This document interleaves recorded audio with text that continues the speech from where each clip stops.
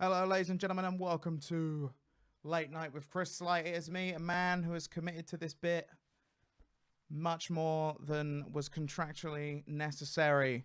How y'all doing out there? Hope you're doing good. Welcome to the show. So the idea of this show, other than it looks like a man at a very large desk, let's maybe get a little bit more of a close-up on this situation. There you go. Hello. How's everyone doing today? I'm Chris Slight, if you didn't already know that, hence the amount that my name's written around here. I hope you're all good. How's everyone doing? There's a chat and everything. I can see it. But the point of this show is to discuss video games, games news, and also interview cool people. We have Spooky from the legendary FGC. Some say king of the FGC, but the way the FGC operates, no man wishes to take such a title. So here we are. Today, though, we're going to be talking about... Actually, do you know what? I should put some music back on just while we're chilling in the background. You know, top of the show, background music, all that good stuff. But today we're going to talk about gaming news. Sup, Raw Snacks? How you doing? I see you over there. Hope you're doing well. For now, though, we should go over some gaming news, talk news, all that good stuff. What we got up first? That's right, 'tis Overwatch. It's not really much of news, like it's not really a big thing, but apparently someone data mined Overwatch, which I kinda... It's weird to watch this late night show when it's 10 a.m. in LA. Sorry, it's not even that late in the UK. Like it's 6 p.m. over here. Look at me, I'm falling apart. It's 6 p.m. here in the UK, so it's not even that late. But Overwatch, it's been data mined. Let me see if I can get this camera looking a little better. I reckon I can. Oh, no, turns out. Oh, there you go. That's a little less crazy around my face. Hey. We don't all have an amazing crew of people. But sometimes we just have me and the power of XSplit right here on Late Night with Chris Light. So, people have data mined. Let me get my stuff back up. My notes. They've data mined Overwatch and they've found that there's going to be a Game of the Year edition. How to do, Waster? See, I've committed too much. I can't see myself wearing this every week because it is always warm in this room anyway. But I am sat here just sweating. So we might switch to t-shirts. But anyway, someone's data mined Overwatch, as I was saying. Data mined Overwatch. Found a Game of the Year edition. They've also found that the next event may very well be an anniversary event. And apparently the Game of the Year edition just basically comes with absolutely everything that the like pre-order edition did, the Origins edition, except you get 10 loot boxes. Apparently. This hasn't been confirmed by Blizzard yet, but someone found it in the code, so who knows, right? Anyway, next thing. Mass Effect. He was expecting the... the only problem with this is my microphone stand comes out of the TV. There's no good way to do this. Such is life. C'est la vie. Never mind. You're expecting the blue t-shirt to stand brand. That would probably be that next week, right? I just wanted to, late night show. Anyway, Overwatch is apparently on hiatus. And a lot of people seem to think this means that... I'm on a hill, man. This song. A lot of people seem to take this to mean that Overwatch is done. That there will be no more watching over. Overwatch? Mass Effect. That Mass Effect is done. Overwatch ain't done. But I don't think it does. I mean, it sounds like EA. Is it EA Montreal? Yeah, EA Montreal is moving on to support Mass Effect Andromeda. And BioWare, it seems, are working on a new property. I mean, that sounds like they're just not immediately making the follow-up to Mass Effect Andromeda, which I don't know. It doesn't seem like a huge move. Doesn't seem like a big deal. Like, I know because Mass Effect came out and it had animation glitches and seemingly didn't review as well. People seem to want to talk about it like it's done. And so anything they're kind of leaping on straight away is just like, oh, this game's done. Look at this. It's on hiatus. This game's done. I think so. It's like a band. It's going to take a few years before they make a new album, right?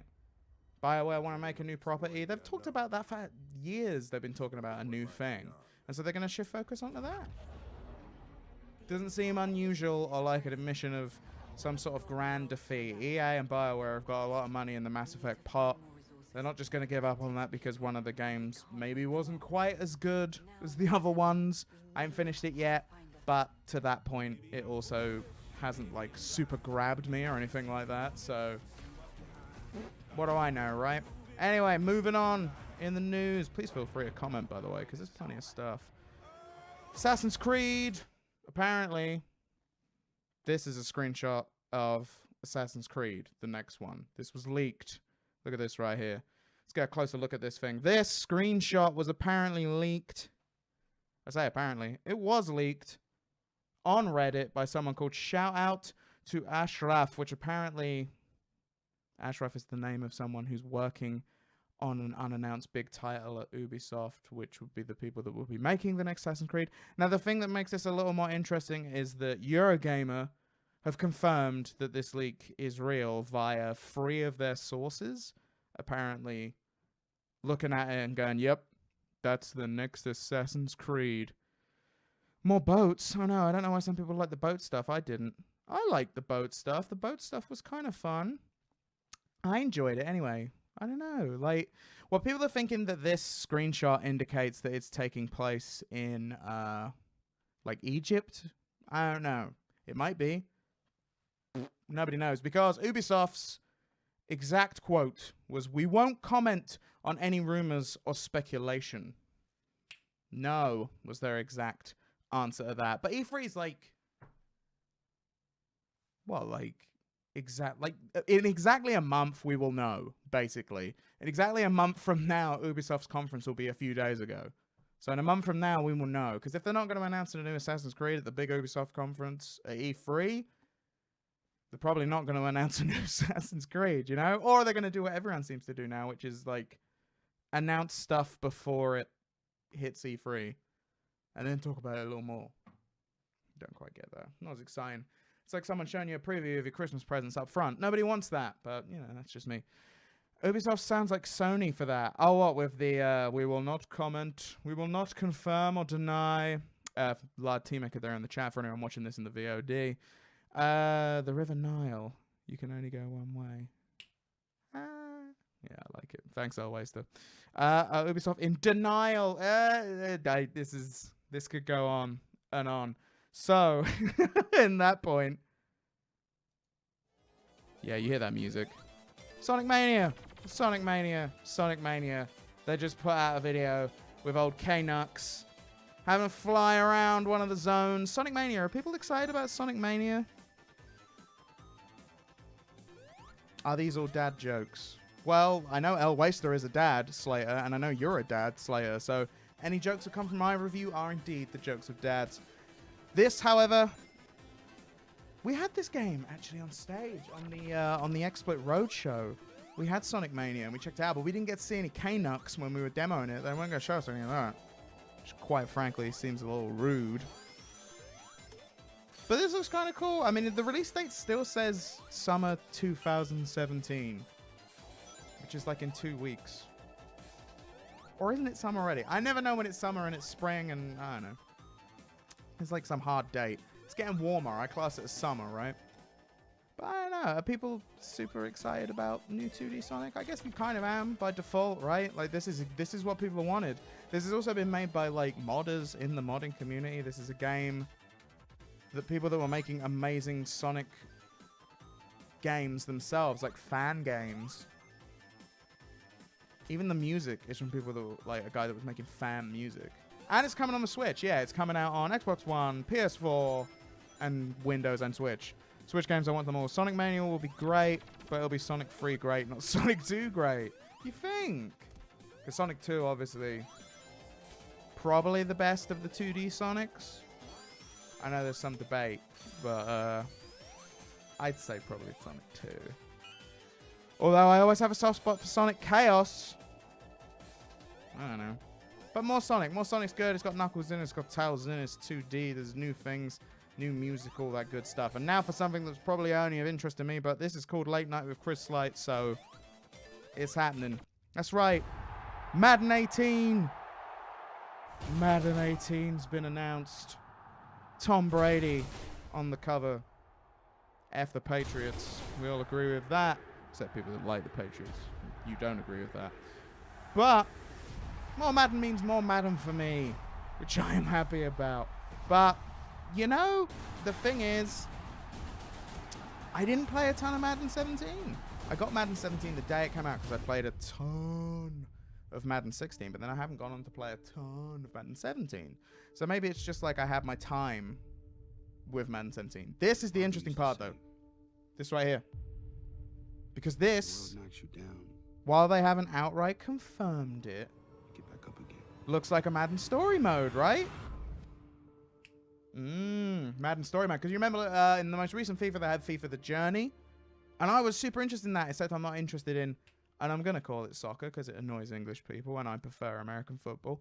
I'm not interested in soccer. No interest whatsoever. Doesn't do it for me. Whereas American football, or just football as we're going to call it from now on, football. So you bring that interesting The Journey style story mode into Madden, I'm into it. Also, arcade mode teased. Hey, Carrie Annan. How you doing? Welcome to the chat. Arcade mode teased by one of the developers on Twitter. So there's going to be the usual simulation mode, which is kind of like how Madden's played all the time. But now they're bringing in arcade mode. More goals, more runs, quicker, all that stuff. Kind of like if you've seen... It reminds me of if any of you guys have been following MLB The Show, the Major League Baseball titles. I can't say as I played it myself, but I've certainly watched videos of Giant Bomb playing it. And there's a arcade mode in that. And that looked fun. So I am interested to get an arcade version of Madden 18 that I can play with friends that maybe aren't as into American football, but might enjoy just throwing a ball and running and hitting people, right? It's an idea. Curtis, how you doing? Welcome to the chat, my friend. We're moving along because we are winding our way to an interview with the man, Mr. Spooky. For now, though, sad news if you ain't got it already. Yes, I even queued up some of the soundtrack. Alan Wake, as of, I think now, because the 15th was the date. Alan Wake is not available both digitally and physically. They're not making it anymore physically. And digitally, they have to take it off Steam, Xbox Live, all that stuff. If you already own it, you've got it. It's yours. But they just did a crazy sale as well, like 90% off. I love this soundtrack. I love this game. This game is one of my favorite games. But then Remedy are one of my favorite developers, right? So, makes sense. Now, the reason for this, because a lot of people who have not looked into it have thought, well, why would you just take a game off Steam forever? Do a big sale and just about, nope, no more. As you can hear by this amazing music. Amazing. This game's so good, man. This game has got a lot of licensed music in it, and apparently for this game, they didn't negotiate the licensing of the music. Chances are the publisher, Microsoft, they would have done that negotiating, and also there is a lot of licensed music in this game, and that costs money. They are hoping that they can sort everything out and pay all the appropriate people whatever they need to pay to get this thing back on Steam and the like, but that's an expensive process for what is a small studio. And Microsoft aren't seemingly handling the negotiations anymore. I guess once they published it, they've published it, and it's down to Remedy now? I don't know of the particulars of their contract, but that is the reason. It's such a good game, though. So, if you can find a copy of it, I know there was a couple of copies left on Amazon, like physical Xbox 360 copies. You need to buy it. Because I loved it. It definitely has... It's one of those games that I can understand why people might not like it. Because it's definitely got a niche appeal, and there's a lot of people I know that have been like, this game sucks. No. What up, Brain Break? Damn right, I'm looking snazzy. It's late night with Chris Slate. Hello. We've got a purple lining to match the purple tie, because player.me as well, my friends. We're rocking it. But yeah, you need to check this out. You need to get this game. Get on it. If you ain't played it already, get it now, because otherwise it's watching it. Right now, though, we got a trailer for a game that just came out. I think it came out today, if I'm correct. Pretty positive I am. Injustice 2, Gods Among Us has come out. We're going to watch a little trailer for that. And then when we come back, I got an interview with the man himself. Series 1 on VOD on Dave's site and Sky Go. That is, if you are in the UK, you can watch it all there.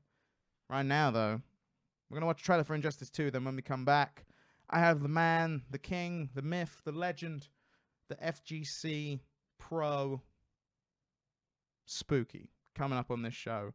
Right after this Justice trailer for Injustice 2. Be right back. Born out of tragedy and destruction, Injustice 2 begins in a fractured universe where bonds are broken and every alliance is thrown into war.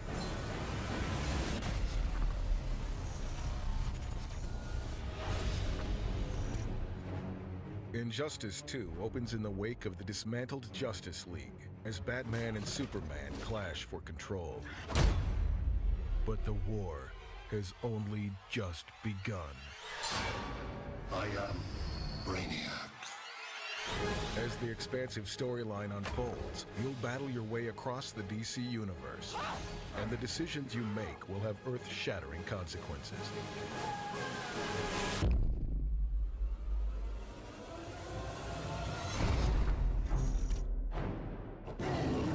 Injustice 2 has a massive roster of characters, each playable and fighting for their cause. Allow me to give you a proper demonstration. Join forces with Superman and fight fire with fire. With allies like Robin, Wonder Woman, Cyborg, and Black Adam, you wield devastating power.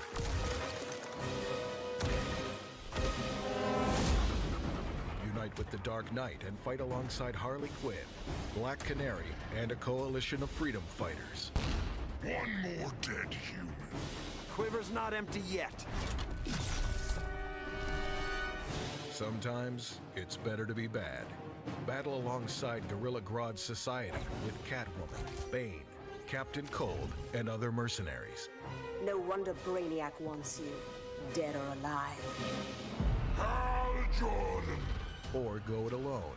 There are plenty of wild cards in the mix. Supergirl, Swamp Thing, and dozens of other characters, including the mastermind himself, Brainiac.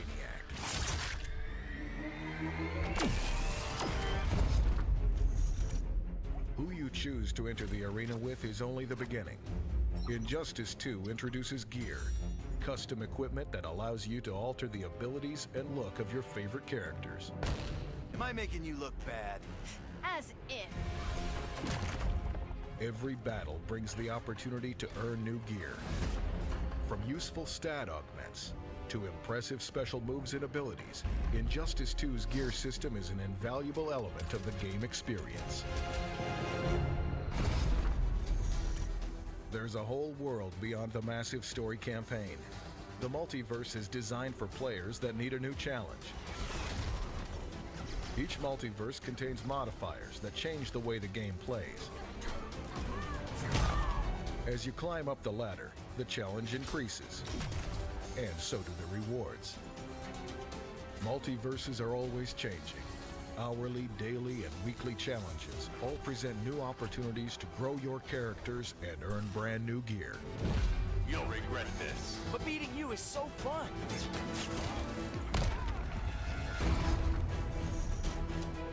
Join a guild with friends or other players to further your experience and earn exclusive rewards through daily and weekly challenges. Whether you've joined a guild to gain experience faster or to dominate the leaderboards with an elite crew, you'll find that victory through collaboration proves to be exponentially more satisfying. No more Mr. Boy Scout. With Injustice 2 Mobile, the arena is always at your fingertips. Complete with the cinematic storyline from the console version of the game. Ready to Smackdown. Fight like never before with a brand new dynamic fighting system. Employ jumps, ducks, and projectile attacks as you battle your way through endless challenges. Prepare to be perforated. Character shards give you a new way to play, raising your level and unlocking unique character talents. This will haunt your dreams. Complete the right challenges, and you'll even unlock gear for the console version of the game. Taste my blade. With all of the characters, action, and gear available on console, the Injustice 2 mobile experience is the perfect way to keep the fight alive.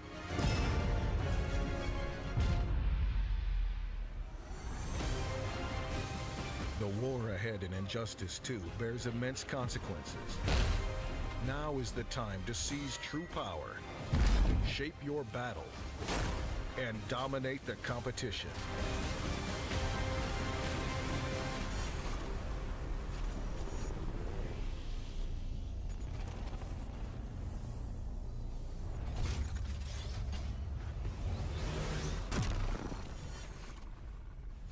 And it's interesting, all that pre-order information is...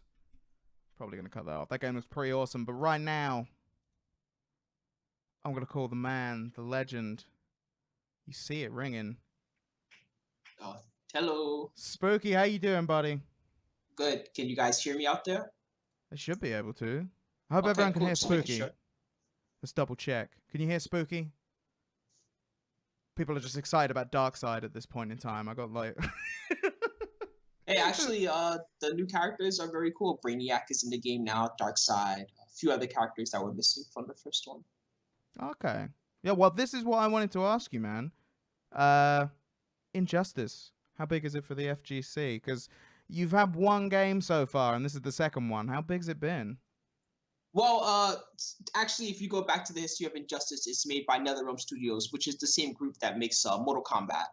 So actually, although it's been a while between Injustice 1 and Injustice 2, about 4 years, there was really a big push for Mortal Kombat X around the same time. And you can see some traits of Injustice in Mortal Kombat X, although MK kind of retains the old school style, while Injustice was a little bit new.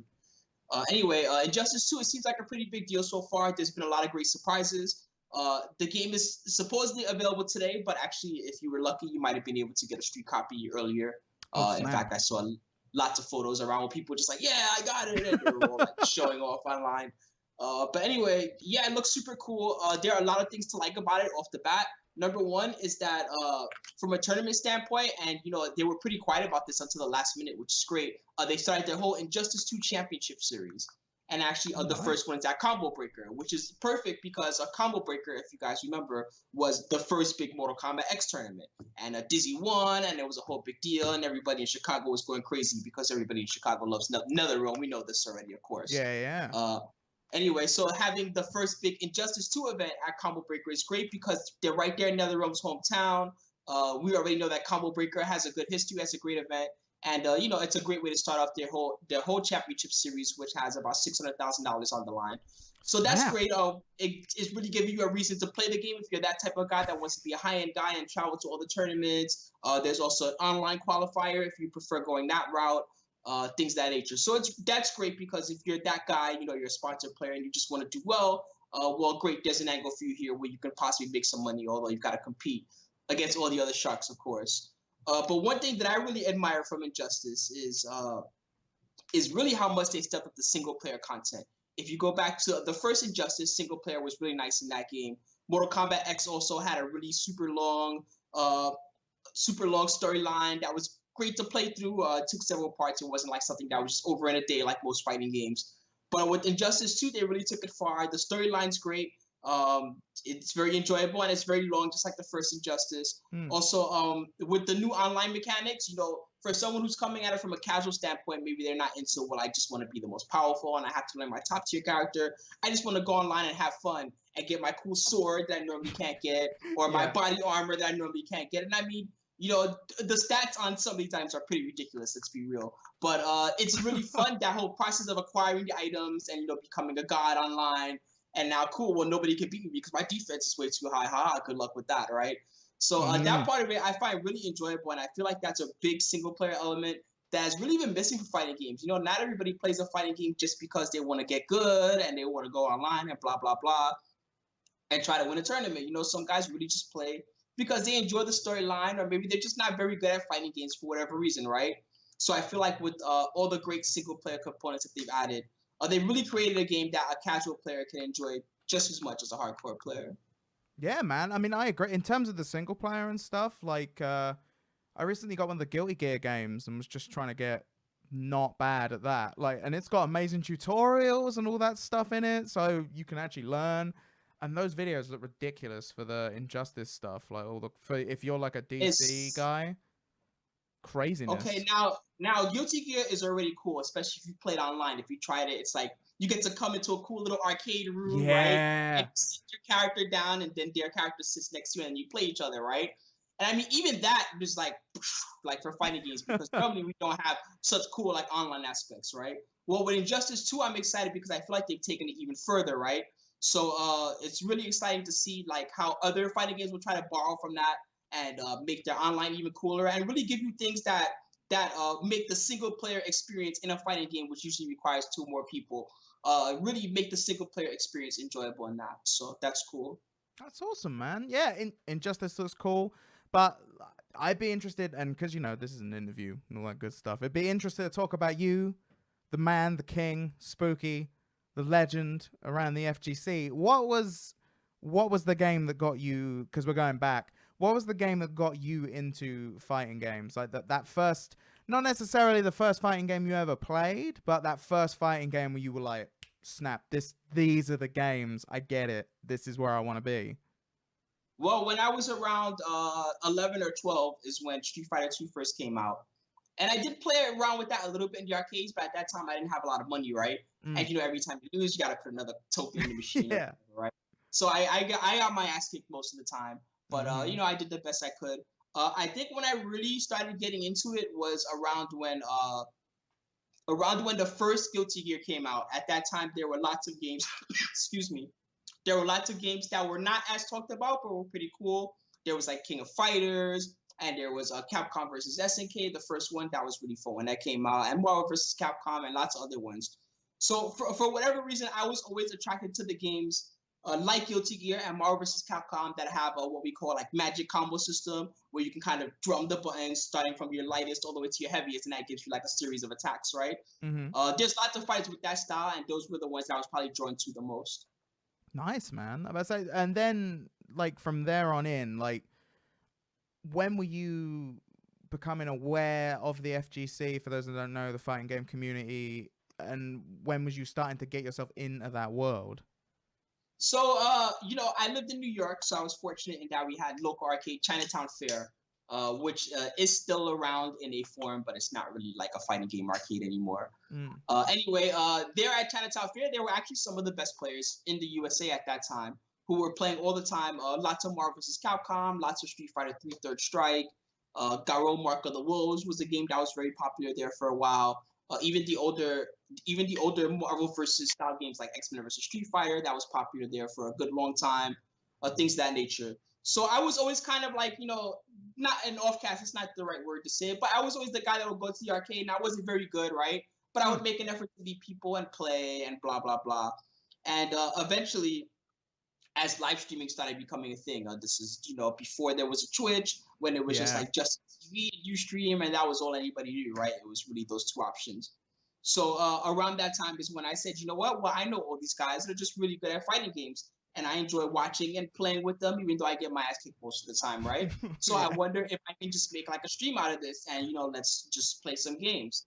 And, you know, it took off pretty well. And, you know, it was great for me because I learned even more about a community that I really liked. And I got to record, you know, all these hours and hours and years now at this point of footage of each individual player, while also learning a lot about fighting games myself and really, you know, just enjoying myself.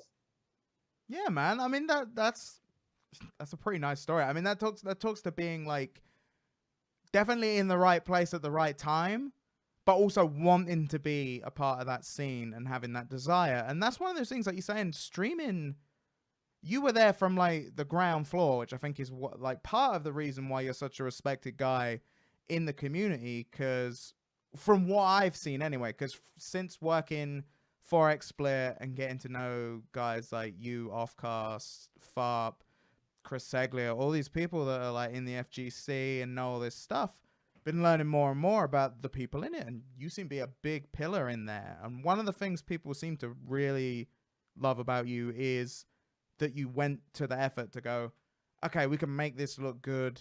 We can make this look like a broadcast. This can be like a cool thing that people can watch. I'm not saying, obviously few people can probably go, I invented this thing, but like you went to that effort to make something good. Like, what was the point that you were like, I can do this? Like, I'm developing the skills. Like, were you developing the skills on the job, or was it stuff you already knew? Like, what was that point? I think I was just fortunate in that number one, I already had a technical background, so it was easy to figure out some things. But also, streaming is a thing where, okay, the technical part of it is very important, especially when you're trying to create a larger broadcast, right? But really, at the end of the day, if you have something cool to show, that's enjoyable. It's not like the Team Spooky stream is like even, it's a pretty big stream on Twitch, but it's really only top 50 when it comes to, excuse me, when it comes to total amount of views. So if you think about that, there's many other streams out there, even fighting game ones, Level Up series, that's huge, but also stuff like Dota, League, any big esports game that you could think of, right? Yeah. These games all have lots of room for growth on Twitch. So I just feel like, it's kind of a game that anyone can really get into if they really want to. Yeah, I hear you. Seem to be freezing up a little on Spooky there. I'm not sure why. Huh. It's just vanished. Well, whatever.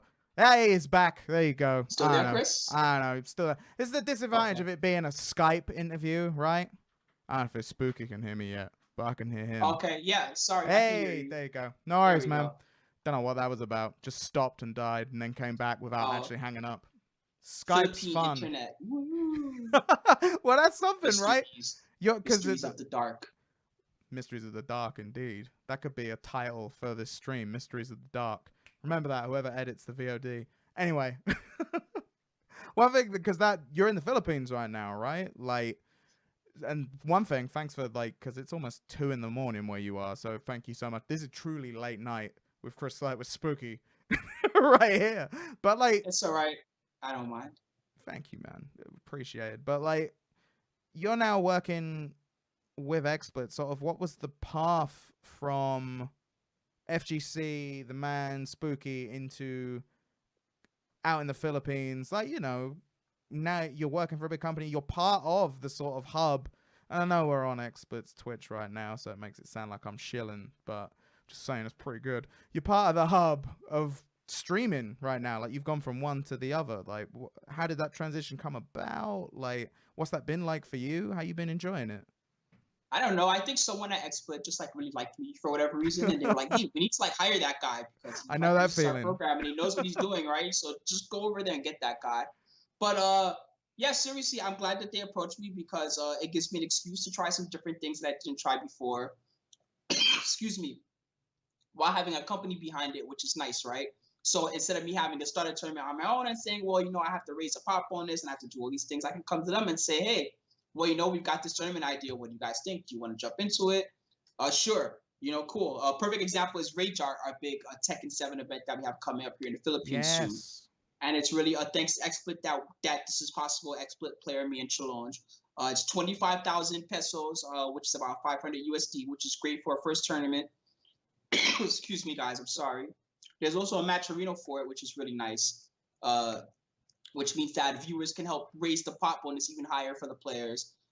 There's already a 128-man bracket. We had to cap it because there were too many people, which gives you an idea of how ridiculous Tekken is here in the Philippines. Yeah. So yeah, and I mean, that's really only a small example, right? That to me would be like a smaller event, or it's not even what we would consider a major in USA, right? USA majors get hundreds and hundreds of people.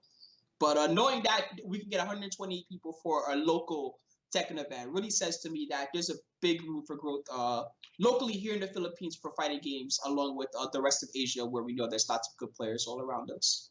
Yeah, man. I mean, that was going to be my next question. What's the future for Spooky? Where are your eyes looking already? What are you seeing coming on the horizon? That kind of stuff.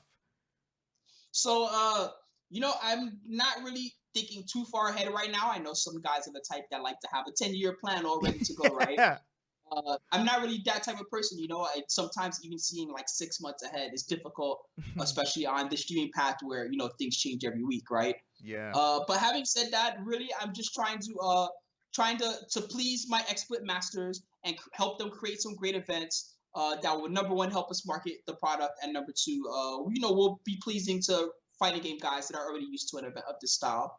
So I think that Rage Art will be a good start for that, but we'll have to wait until June 3rd and see. That's awesome, man. I mean, for me, one question I wanted to ask you, like personally, is I've seen clips of you in plenty of huge events when it comes to FGC, and knowing that you're either in front of the camera or behind the camera, like what has been like off the top of your head, obviously, because I don't think I put this in the questions. I was just thinking of it now. What's been one of those sort of big moments that you've just loved being a part of, like something, because there's some craziness that happens in the FGC, like you see the compilations of salty people on Twitch and stuff like that, and it's like there's craziness and like whatever, there's got to be some like standout moments that you've been a part of that like you've loved. Yeah, I guess there's a few. One that was really popular for a long time is Bionic Arm, which is this match of Combo Fiend versus Marn, where he does the move with Spencer, Bionic Arm. He does this move on him, I swear, like 20 times in this match. It's really enjoyable. And even the crowd, every time he does it, the crowd yells, boom, and they start clapping their hands. And I mean, there's like 800 people here, right? So just imagine every time he Bionic Arms this guy, like the whole crowd goes crazy. That was definitely a favorite for me.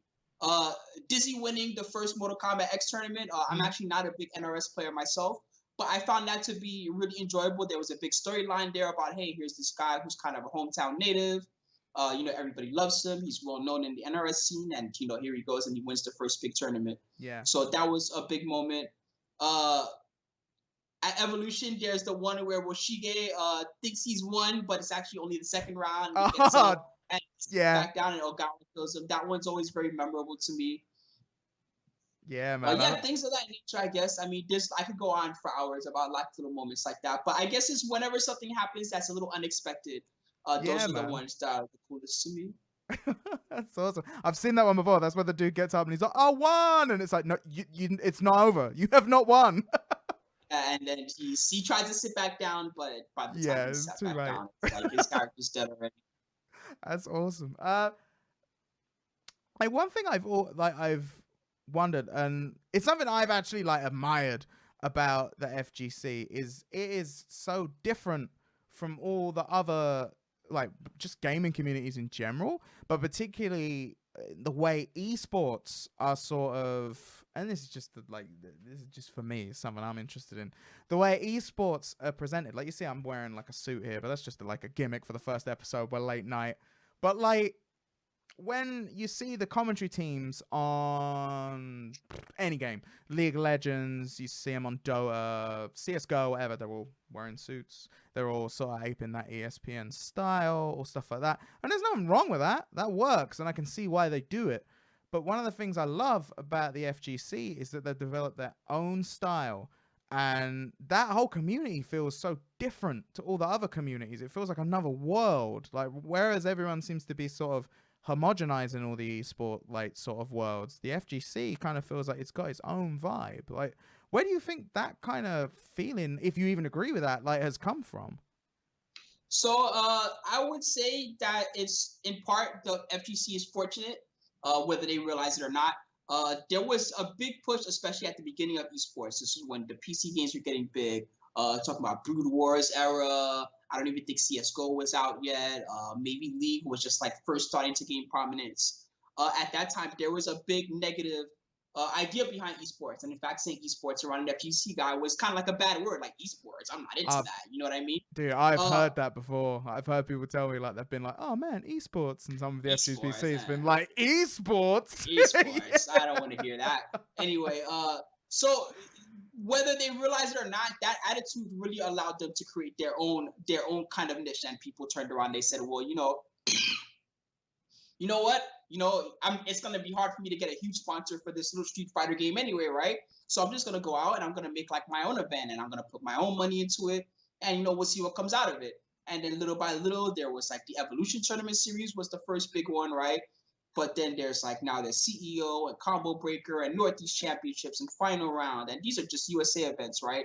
You could go all over the world and you can find all these fighting game events. And most of them don't have the huge prize sponsors that guys like ESL do and things of that nature, right? But at the same time, they don't have the disadvantage of having to please all those sponsors. I'm sure that some of the guys that pay the big bucks to ESL don't want guys up there in just a T-shirt with a fighting game character on it, just kind of talking however they want, right? They want a guy that's going to look professional and market their brand well for them. While with us, we've been fortunate that we found a lot of brands that are just into what the FGC is in general and already understand the market for it. So they don't have that same type of approach as some of the larger esports sponsors do. And I think that path is really good because guess what? You could make a fighting game event. You can have it be esports. Even ESL has done fighting game stuff before. MOG has done a lot of stuff, and that's gone well. But you can also take the other angle, and you can have the underground route, and that also works really well. So little by little, we're starting to have the best of both worlds. We have the $600,000 Injustice 2 League that we just talked about. But then there's lots of little just ma and pa Injustice tournaments all over the place that you can attend if you really want to, right? And it's the same with Street Fighter. Street Fighter has the whole Capcom Pro Tour, but there's also lots of other Street Fighter events you can go to. Unfortunately, Guilty Gear and some of the other games are not in the same position just yet. But, the more it grows, naturally, someone out there is going to say, well, I love Guilty Gear. Okay, I'm going to sponsor this huge Guilty Gear league or tournament. And little by little, it'll grow. So that's awesome, man. I mean, I'm going to try not to keep it for too much longer because it's so late. It's early where you are. But one more question. In terms of, because obviously you've spoken to the event you've got coming up in the Philippines for Tekken 7, what big events are you just personally looking forward to that's coming up in the FGC? Oh, and if anyone's got any questions in the chat, get them in now because I'm rapping. You can feel it, so get them in there. But, which sounds like I'm just going to lay down some rhymes right now. I'm rapping, you can feel it. Get ready. It's a white guy in a suit. Laying down some harsh, tasty rhymes. Spooky's vibing on it. He's got this going. It sounds like talking. All right. Thanks, man. Thanks for indulging me. I forgot the question already. It's my flow, man. It's just, it's just mad. But anyway, any big fighting game events that you yourself are maybe not a part of, or anything that you are a part of that you are particularly just looking forward to watching as a dude that likes watching stuff in the fight game community? I'm interested to see what will happen at Combo Breaker this year. I am going to be attending it myself, however, but I'm interested to see what will happen. Evo this year, also I'm really interested in that one. I may or may not be there in some capacity. I usually am there. But they're following up their big year last year where it was televised on ESPN for the first time that's ever happened. So that's really interesting. And Evo every year is the biggest tournament, and they always have to follow up a crazy year with another crazy year, right? So it's going to be interesting to see how much further they already go from how ridiculous their tournament has gotten. I guess those are the two ones that I'm looking forward to the most for now. As far as non-events, I'm really just looking forward to the release of Tekken 7, June 2nd, very soon. Really can't wait to play at home rather than have to travel to the arcades. Or, most regions don't even have the game at all. We have it here in the Philippines, but only the vanilla Tekken 7 version. So it'll be nice to get to play with all the new characters and the new skills and stuff like that. Dude, I gotta get Tekken 7 because Tekken was my game. Like back when I got the original PlayStation, Tekken 2 and Tekken 3. Particularly Tekken 3, I was obsessed with Tekken 3. Like, I played a ton of that game, and there's been so many more Tekkens. I'm like, why have I not played any of these games? So I think Tekken 7. That might people already in the chat being like Tekken 7. One question from the chat before you go. How was the TSB event in Japan? I actually watched you casting some of that. It was a really cool moment because I just clicked on it and it was like spooky casting. Awesome. I haven't seen this in a little while. Like I'm sure you do. I just happened to not catch it. But how was that for you? So yeah, that is Agent Choco Love in chat. Yeah, so the TSB event, that was Team Sickbug is TSB, and they had their event partnering with Cable, which is a Japanese fighting game group. It's mostly just players. There's no big corporation behind it or anything like that. Anyway, they organized their own local tournament in the Osaka area. And this tournament is really cool. It doesn't really feature the largest games. It used to feature Marvel vs. Capcom 3. That was the primary game that was there. Yeah. This year, Marvel vs. Capcom 3 was still there, which is great. But there was also a lot of underground games that we don't see as much anymore. Fate Unlimited Codes, which was really fun. Chaos Code, which is like that's the first time I've even seen the tournament for that game live. Wow. A few other games as well. So it was really enjoyable, and it was a nice little insight into the Japanese community from Osaka. I've mostly done Tokyo events and not too many of their events as well. So it's really different to see the camaraderie between the organizers and the players and how they kept everything organized, how they ran matches and stuff like that. It was really enjoyable, and hopefully it was fun for you guys to watch as well. Man, the what I got to watch of it, it was a lot of fun. Like I say, it was a different. Again, this is one of the things I love about the FGC. It's always kind of different. Like wherever you're watching it, there's always something kind of different, even region to region, but even like event to event, there is always something kind of a bit different about it, and I liked watching it anyway. But Spooky, thank you so much for joining us here on the show, to the very first show, and yeah, thank you for staying up till like 2 in the morning your time. People can check out more Spooky. You know where to check out Spooky. Twitch.tv. Is it such Team Spooky or just Spooky? It's Team Spooky. I thought so. And the same on Twitter. You can find all that stuff there. There's events all the time. Spooky, thank you so much for joining us, sir. Have a wonderful night. Thanks a lot, Chris. Take care, man. You too, sir. Boom. Spooky live. Let's cut to the zip. Hey, that's me. Hey, thank you so much to Mr. Spooky. Get some speak, Spooky. Get some speak. Get some sleep. Ladies and gentlemen, thank you so much for being here in the chat. We talked news. We interviewed Spooky, all within the space of an hour. Right now, though, however, I would like to use this little moment. If any guys you got questions in chat just about gaming in general or just to me, whatever, get in there. But I would like to recommend a game to you while I'm here. A game I have just started playing, in fact, today, and I finally got around to playing it. Like, I don't know why it took me so long. In fact, I do know why it took me so long. Because it's just gone on sale on PlayStation Network. You can find it there right now. I was waiting for it to go down in price because it's one of those games. Don't know why I'm skirting around what the game is, but, you know, it's fun, right? It's one of those games that is going to stay high-priced and is going to stay there for a little while, right? So what I'm talking about, Nier Automata. Very good game. Automata? Never said it out loud. I've only read it. Right now, I'm doing that. Spooky in the chat there. Peace. Spooky, thank you so much, my friend. Spooky, one of my favorite people to work with and to know. He is a great guy. I love having him around. I'm so glad he was here for this. Thank you, sir. So, Nier. I would check out. I've just started playing it, I've been wanting to play it since the demo, because there was a demo originally put up on PlayStation Network. Now it's on sale on PlayStation Network. I think like for at least another week. So if you're looking to get it, I'd say get on it right now. But it's super fun. Like it goes from gameplay wise. Now I never played the original Nier or any of the Drakengard games that came before it. Not played any of those, but it doesn't feel like I've really got around to it. Still have to play Nier, yeah. Right? That's where it was for me. So I thought, you know what? Nier is the current sleeper hit. Yeah. We're on the same wavelength. We've got this. People in the chat, by the way, people watching this VOD on YouTube or whatever later on. That's who I'm talking to right now. But yeah, Nier, it felt like one of those games that you heard, like, if you follow in the games press or just gamers are like to play some of the less huge games, there was that undercurrent murmur. Nier Automata. Don't know how you say it, but that was the word that was coming around. You guys should be checking this out. Played the demo when that came out. Really enjoyed it. So I picked up the game today, and it is fun. It goes from like shmup gameplay. This is a ship. Indicates shmup. Goes from shmup gameplay to bullet hell to 3D action, and the game this time around has been developed by Platinum Games. If you know Platinum Games, they're famous for games like Bayonetta, stuff like that. So you know there's a certain level that this combat is going to be, and it's going to be good, and it's going to be tight, and it's going to feel nice. And it does. It is crazy fun.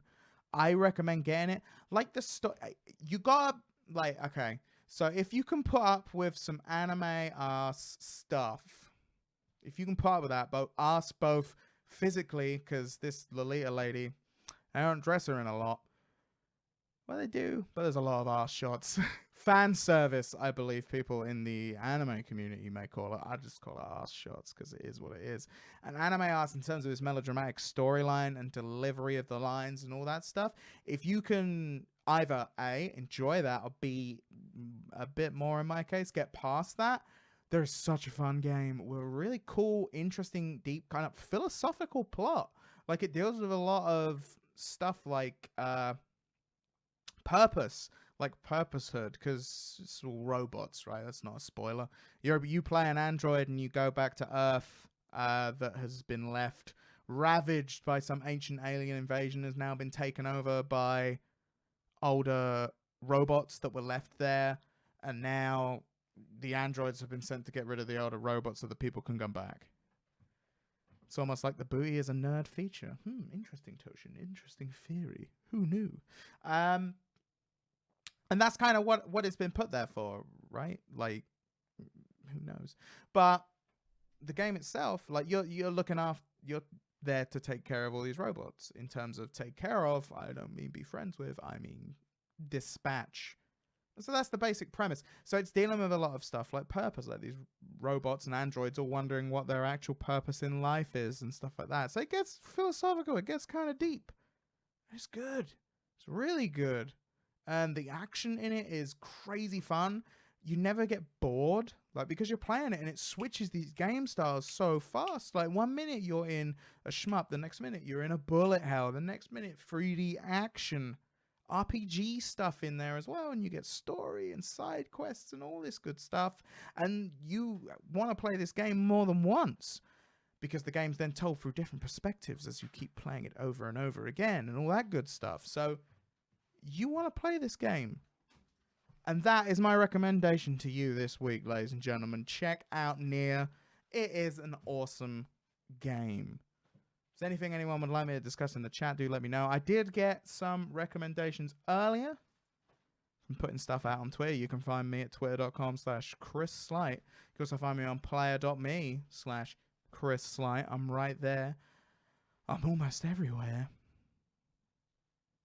But I did get some questions earlier on Twitter. Thanks, Toshin. I love Super Meat Boy, so getting a thumbs up from Super Meat Boy is cool. L Waster asked me earlier. Hey, thanks, Slayer. L Waster asked me earlier about Hitman. Hitman not having a publisher right now. Yeah, the game Hitman got dropped by Square Enix, which is weird. I've never been like a huge Hitman fan. Like, there's a lot of people that are super bummed out about this, particularly the studio making it. I believe, is it IO Interactive? That is just off the top of my head, so I may be wrong. Unlike the news pieces, I did not research these as these came in during the show. But yeah, they've just sort of had that game cancelled. And I thought it did well. Like, I'd need to look into the amount that the most recent episodic style Hitman did, because it felt like, I mean, they got a lot of buzz and it was played a lot on Twitch, on Beam, all that good stuff. It got a lot of streaming action, it got a lot of playing action, it got a lot of people talking about it on Twitter and Facebook and Player and all those things. People were talking about it. So it seems weird to me that it wasn't a success. But then, on the other hand, it is always unusual when these sorts of series are cancelled and the publisher will say, oh, it's because it didn't do very well.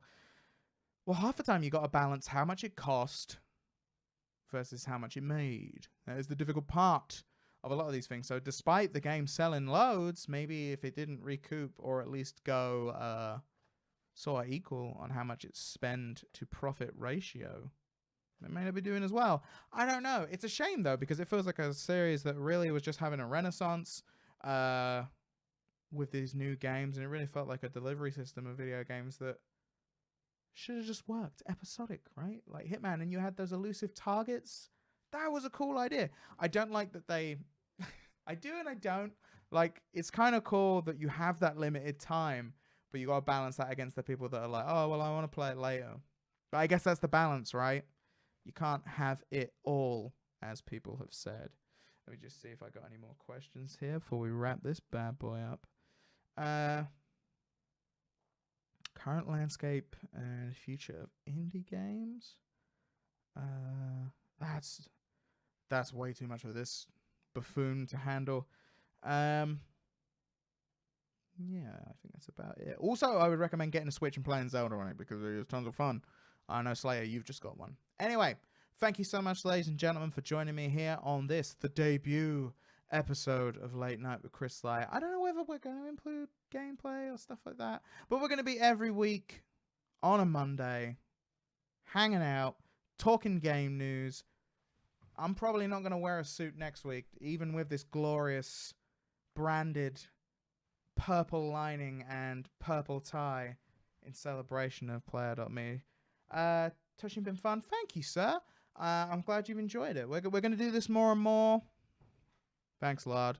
Every week. So this is only going to get bigger, right? Let's lead in with some music. And I'll see you all next week. Same time, same place. This has been Late Night with Chris Slight here on twitch.tv/XSplit. If you're watching this on the VOD, maybe you're watching it on youtube.com/XSplit. Do make sure to check out player.me if you haven't already. Where have you been? It's the place to be. It's the place where all the info is. Player.me. Head there now. If you ain't using XSplit already, I mean, come on, look at this goodness I got going on. Ross Snacks, thank you for joining us. Agent Choco Lover, I know that feeling. Choco Lover myself. Thank you for joining us, my friends. Lard, Curtis, Waster, I know you're here as well. And thank you so much to Spooky for joining us and being the very first guest here on Late Night with Chris Slight. It has been a pleasure and an honor. Slater, of course, thank you for being in the chat. And I'll see you all same time, same place next week for more Late Night. He says, scrolling down to the scene. Late Night with Chris Light. Take care, everyone.